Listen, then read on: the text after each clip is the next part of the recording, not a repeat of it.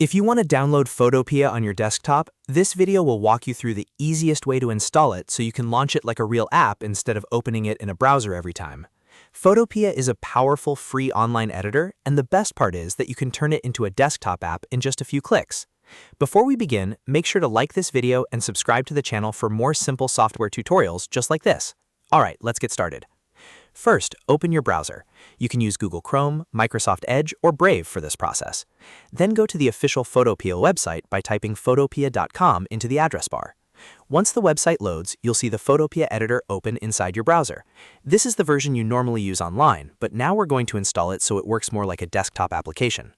Now look at the top of your browser, all the way in the address bar area.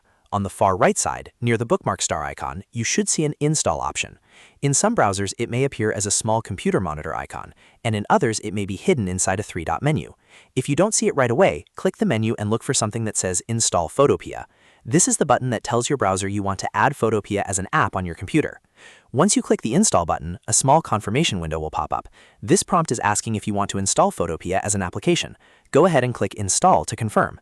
This step is important because it officially creates the standalone version on your system. Depending on your browser and operating system, the setup may take just a moment. After the installation finishes, your browser wrapper may close and Photopea should reopen in a cleaner, more app-like window. That means the installation worked. At this point, Photopea is now available as a desktop app, and you can open it without needing to search for the website every single time.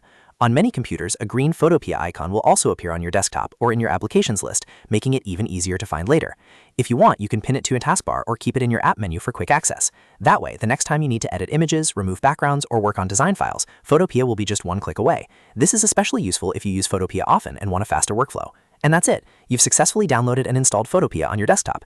It's a simple process, but it makes a big difference if you want a smoother experience using the tool every day. If this tutorial helped you out, please hit the like button, subscribe for more easy how-to videos, and I'll see you in the next one.